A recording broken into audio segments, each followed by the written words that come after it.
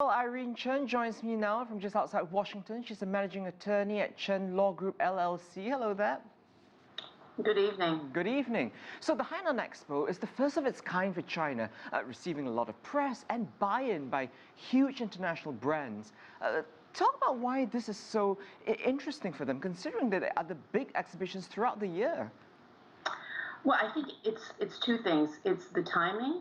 As the world is emerging from a pandemic, this is really a sort of a reopening, a reintroduction of the Chinese economy to the global stage. And also, it's a great way to introduce the very kind of unique place that is Hainan, also economically, as well as a tourist hub, a trade hub.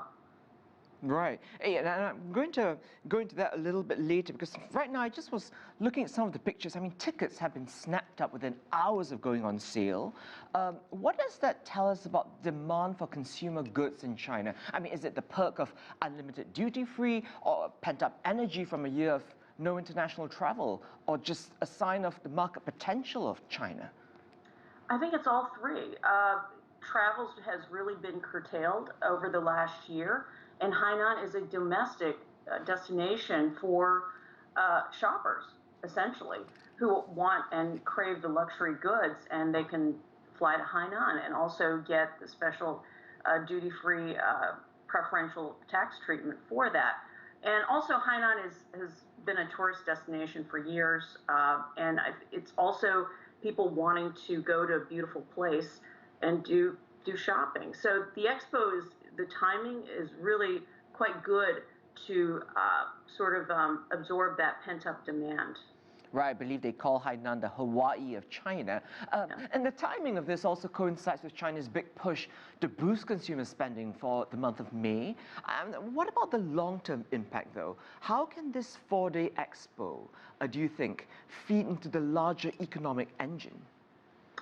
Well, it's part of the Chinese government's plan to really build Hainan into a free trade port and a global trade hub for imports, consumer imports, also industrial imports, all kinds of imports.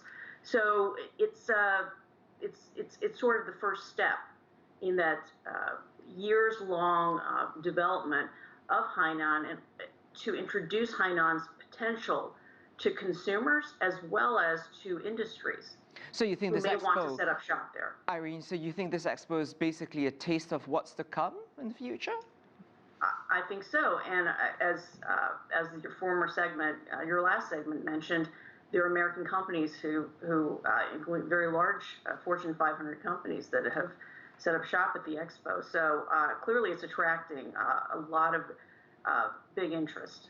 And just knowing, like what else is available out there, how does Hainan compare and compete with the other free trade ports and financial hubs around, and trying to be a competitor with even Hong Kong, right? Well, I think it's the plan is to make it into a more unique hub, and make that certain plans as far as tax treatment more targeted towards attracting that high quality investment and trade, and to have imports coming into Hainan ports and then be able to carry on duty free to other destinations within China. I mean, that's a very attractive element of the entire system here. So I think in terms of comparing to Hong Kong and other places, Hainan really has sort of a unique structure there.